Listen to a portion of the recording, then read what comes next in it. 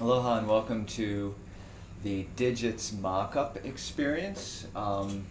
This is the first of several practice WADs for the Interactive Web Applications module, and basically we're going to build up this very simple contact type application. You've seen it a million times before.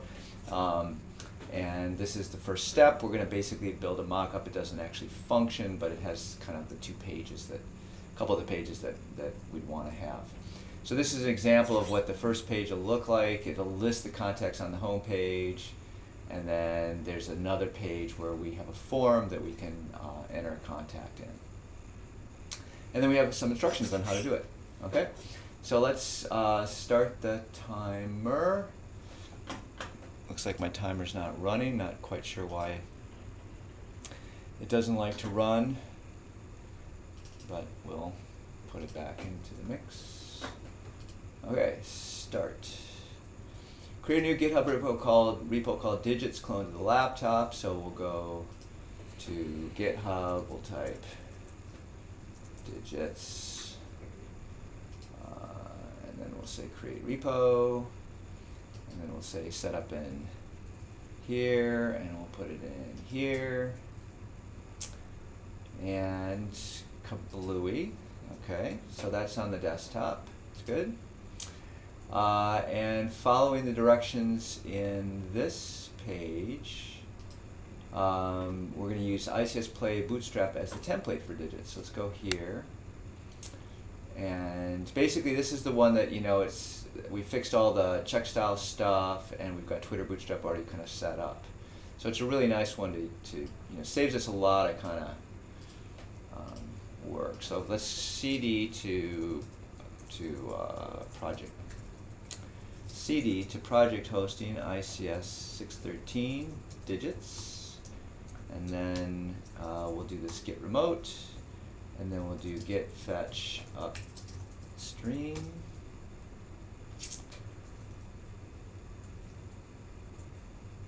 and then we'll do git merge upstream master to actually put that stuff in there. And now we've got an app. And then we'll open it in IntelliJ and rename the project in both Play and IntelliJ. So we've got to bring up IntelliJ.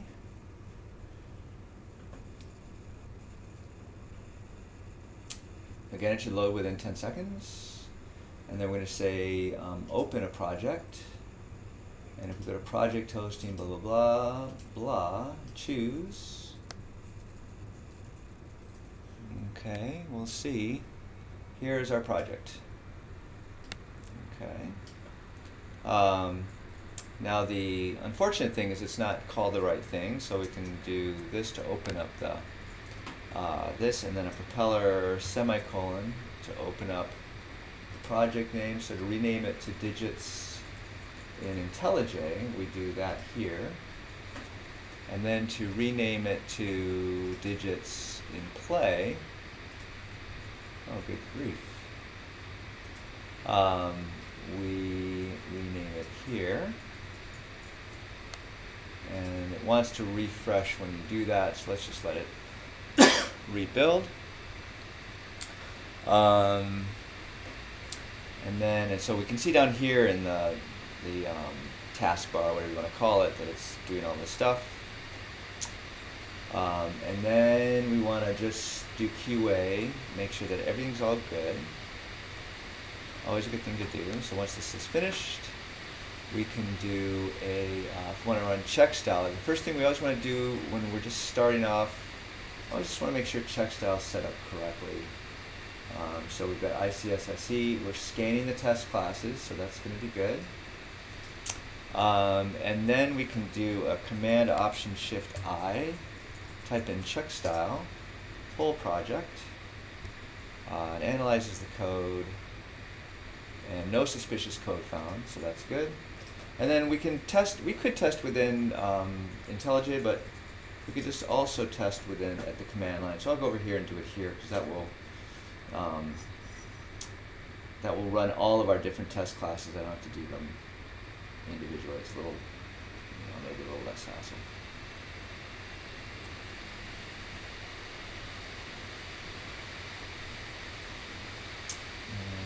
dokie.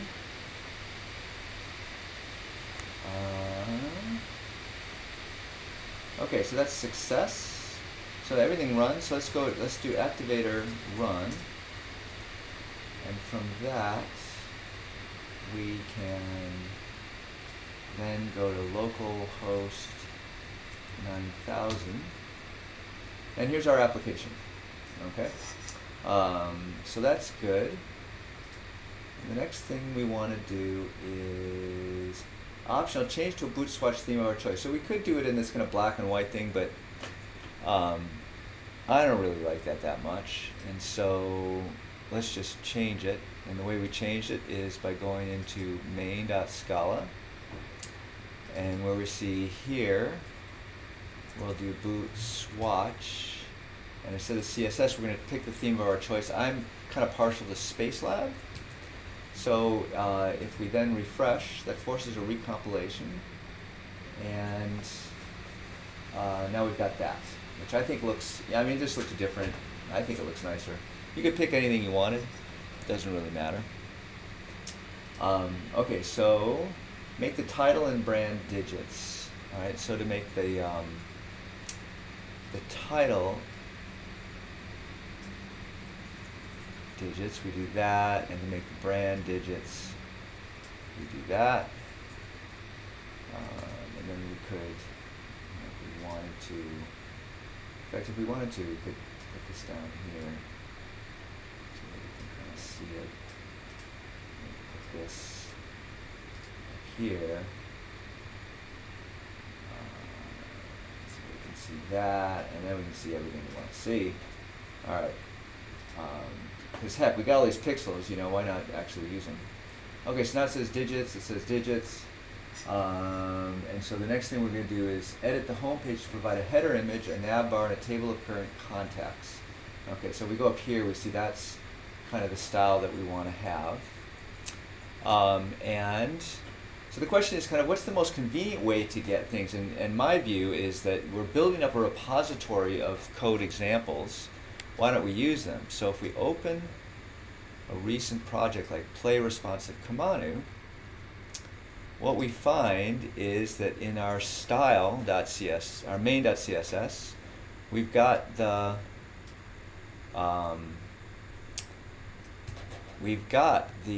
class, the CSS class that we used to get very close to what we need. So let's just take that. Let's call this header. It's not, Canoes really isn't that good. And then we notice we have to put something into the images folder, which is right here. So we need a header. And at this point, you know, if you're just doing this for the first time, or you know, this will squander a little bit of time looking for some image that you want to put in there. So I'm not going to go through that, but just show you that you can actually drag stuff right off your desktop and into IntelliJ, which is kind of cool. And so now we have it in the images folder. We have this header.jpg, which enables us to type header.jpg. Whoops. Okay, I didn't, a little too snazzy there.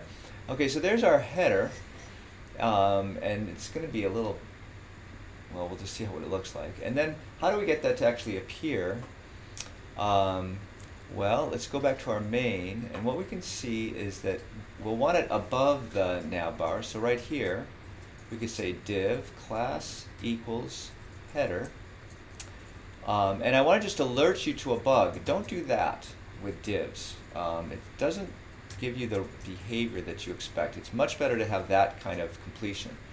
I don't really understand why. I think they should be equivalent, but it turns out that they aren't. So we'll put this header in here, and then we don't want the nav bar to be fixed to the top anymore. So we'll just get rid of that class. And if we save this out and refresh, okay, we see a couple things.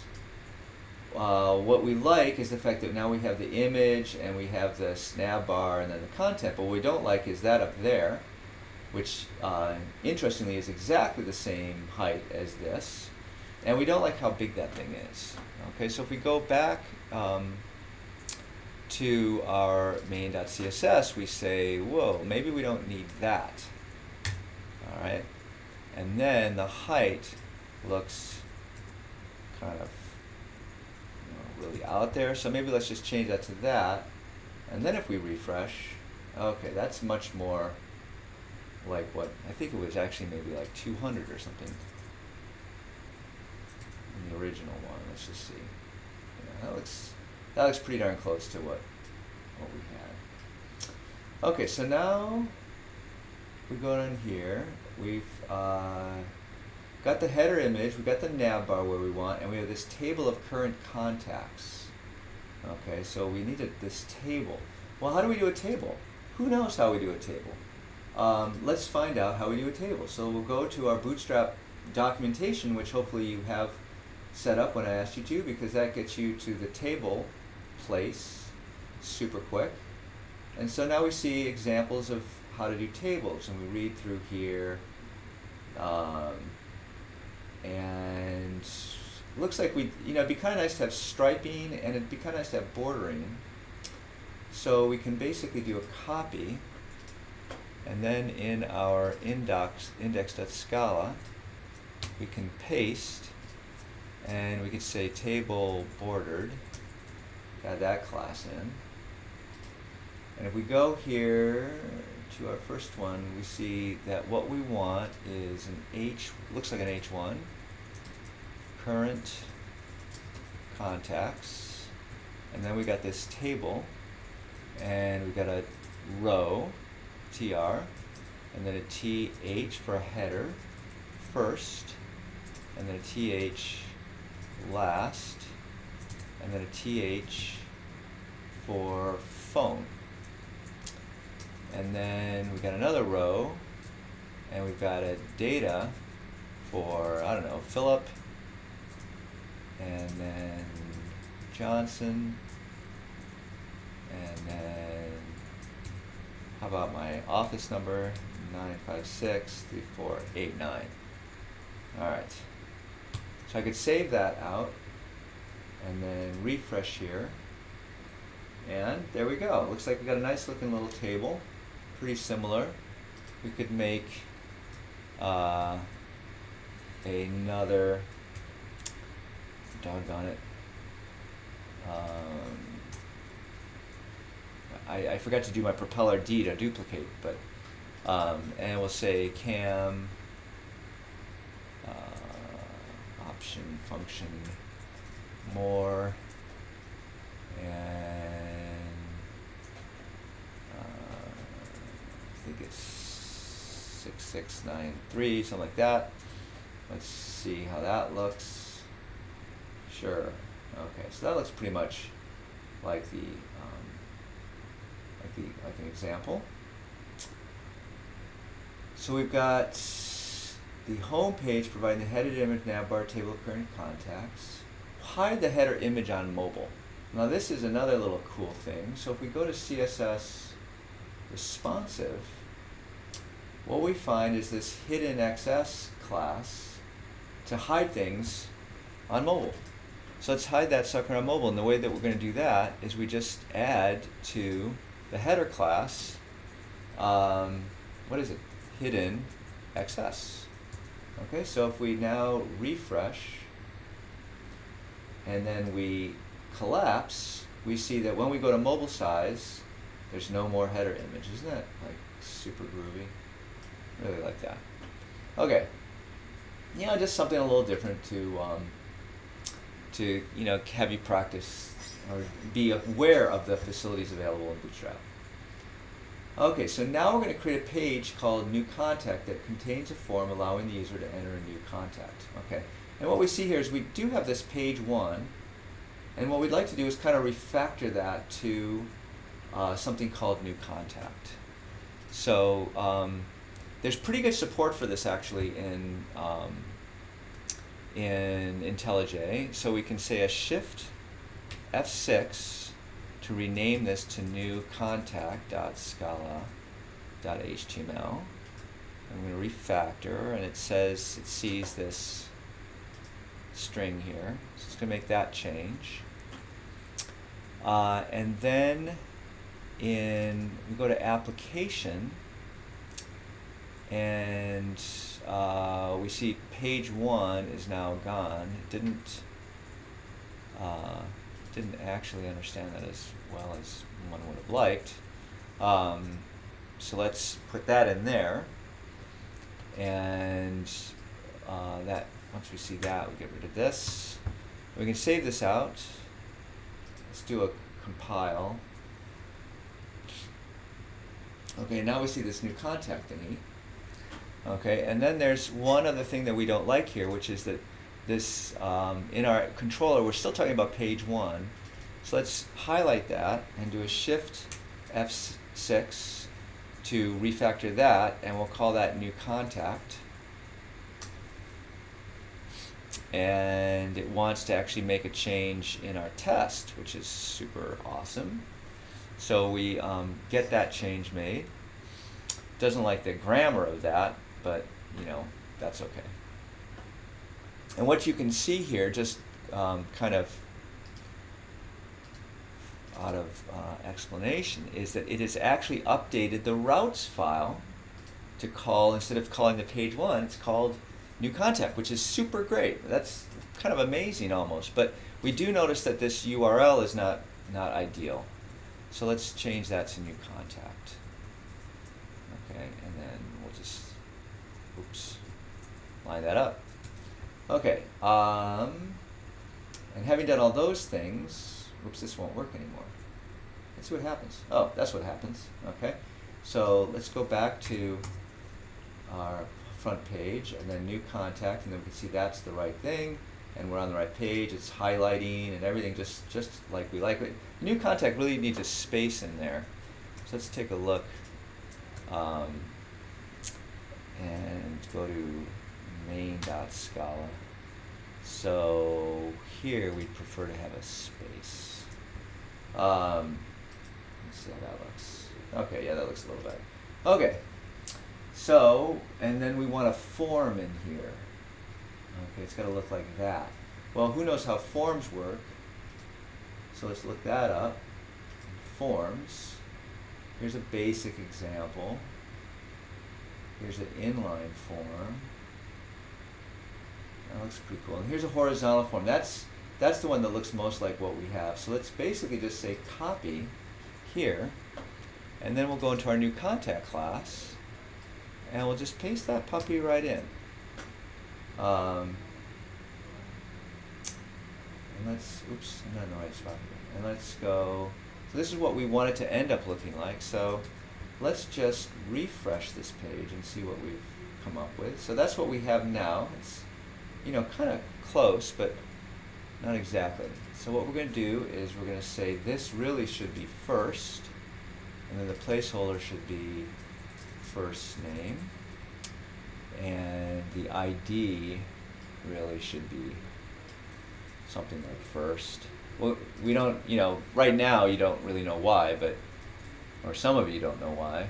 But anyway, we want these IDs are going to be relevant later. So let's just fix them. And then the placeholder is what appears in the text field. And of course the type should be text, not email and password. And then this third thing is some kind of checkbox. That's just not even close to what we need. But what we can do is we can take one of these text things and copy and paste it. And then we can call this, well, we called it digits in the example, so we can keep calling it digits. Or telephone. I'm going to call it telephone. I'll call it digits. What the heck? Okay. And then let's put in a sample telephone, 808-333-1234, so people see what the format should look like. And then the submit thing, instead of being sign in, should be add. Okay, so there's our form. Let's refresh to see what it looks like now. And looks pretty good, looks like what we want. And then you can notice that when we resize, see the form kind of reformats itself, so the labels are above the fields have all shrunk. You know, this is the beauty of these kind of responsive things, is that it's going to look good on a mobile device without us basically doing anything. We just copy and paste stuff from Twitter Bootstrap. Okay, so we've created a new contact. Okay, so the last thing to do is some QA on our completed system. So let's do Command Option Shift I, run check style. Okay, and then just for grins, let's go into test. Let's look at the application test. The home page, we actually know, should contain the text current contacts. Okay, and this is just ridiculous. I'm just going to get rid of that. That should have never survived. I'll get rid of it from the template, and then we won't have to worry about it. Okay, and so then this should say current contacts.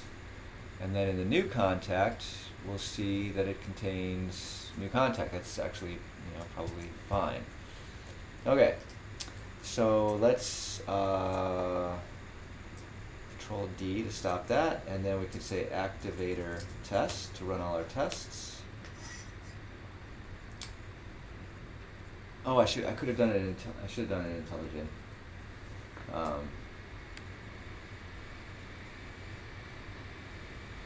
Okay, but the test pass. To run it in IntelliJ, we just select integration test, run, and it'll make it down here and run it. Okay, and so then the last thing is to commit to GitHub. So we go to GitHub, and we'll say initial commit of Mockup, commit and sync.